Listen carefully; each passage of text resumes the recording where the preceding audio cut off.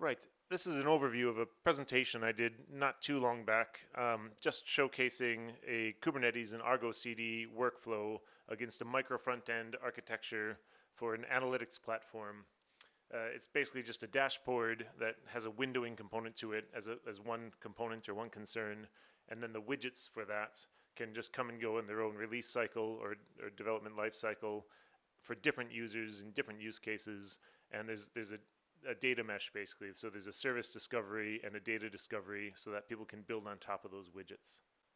And looking at that architecture a bit, I'm just trying to show that, okay, there's some UI component behind one of those widgets for pushing some data in. So that's the test widget that pushes some data or feeds some data into a Kafka topic.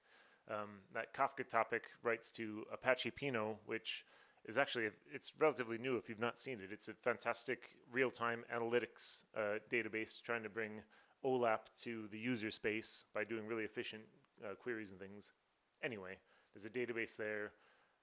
That database is queried by a backend for front-end server-side component that sits behind another Svelte component that shows some sort of analytics in a dashboard.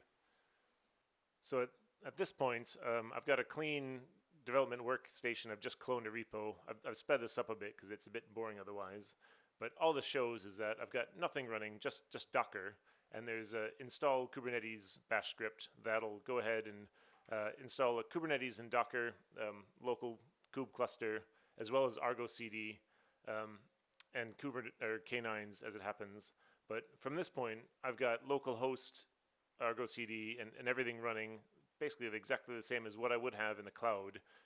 So there'd be a separate pipeline, infrastructure as code pipeline, to get us this in our dev and beyond environments, but this is my local environment that I can just blow away. So at this point, with an empty cluster, well, empty except for ArgoCD that's running inside that local Kubernetes cluster, I can just run install DataMesh, and that's a simple script in this root level repo that knows about some of these microservices. So it just goes through each one of them, cloning them, and asking them to install themselves in ArgoCD. So I can watch as they all kind of come up in my UI, or else locally in K9s or whatever I want to see.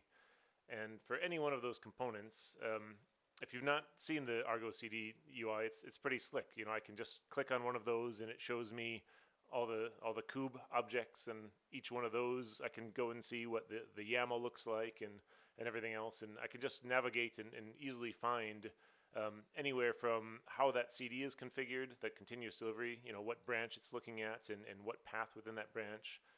Clicking on it, it'll bring me to the Git repo, and so I can see things there and see exactly how that YAML looks. And yeah, from this point on, I've got a running data mesh set to go. So here I just wanted to blitz through what local development looks like. So I've got my full stack running locally, and I've cloned and opened in my favorite IDE one of the web component or UI components. So I've got Vite running with hot reload and things, and it's spun up on my local host, that really ugly test widget. I can see all this stuff running in K9s, this command line tool, which is super slick. And Argo's there showing the components. When I post a message, it was a bit fast. It said error, can't connect. So I port forward now, 8082, and if I go back in and I post messages, then sure enough, I can see those tailing the logs as they appear and as they get published to Kafka. And my development environment is wonderful because I make some changes in hot reload, and there it is. So it's super slick. The last bit of the demo was just showing templates. I think the killer use case really, you want to make it super cheap and easy to create new components and experiments to release. So this shows one way of doing that to get something deployed in less than a minute. In this case, in the Git repo, there's some instructions for the 3 steps. So basically how you run the template engine to create a new component, in this case a UI component. You then need to create some place for the artifacts to go, so i.e. Docker Hub, and you need that code to run in a pipeline, so creating the GitHub repo, and then finally just the steps with all that built in the artifact produced, how you deploy it in ArgoCD. Yeah, I'm just going to absolutely blitz through this bit because you can imagine how it works, right? So I run my template, provide some parameters, and it gives me that boilerplate code for a new UI component. I would have the same templating for different archetypes. So if you wanted an ETL project or a server-side project or whatever else, these are all the same steps.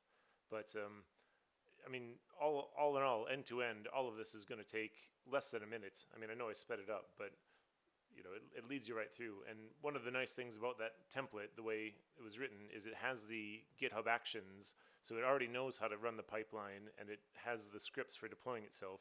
So I can go, as soon as I created that GitHub repo, I can see that it's built a component, and when I go into Docker Hub and do a little refresh, lo and behold, there's my first version, latest in version 1, published. And now all I have to do, now that's published, is just tell that new repo, right, install yourself, and I can see it come up in ArgoCD. So here's my new little naughty counter thing running. One other thing to point out too is I separated out the service registry stuff as a concern. So the template has a sidecar in the Kubernetes deployment that knows about registering itself to the dashboard. So as I come in here, I can port forward now that dashboard components and bring up a really ugly implementation actually of it, but I can see what widgets are registered and add them in my little windowing system. So here's that counter, you know, just a hello world basically of a UI widget, and another, as it happens, counter. But you know, my windowing system works, and I can push buttons.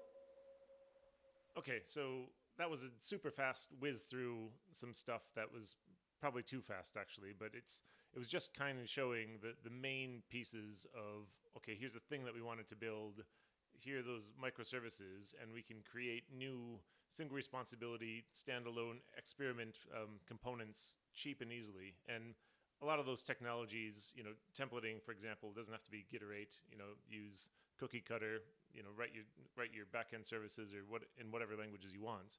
But the main point is that as an engineer and a developer, I've got that full stack running locally, and I can play around with stuff, tune things, create new components, refactor stuff with confidence completely on my own environment, and not worry about who I affect or anything else, and really get a feel for how all that stuff hangs together.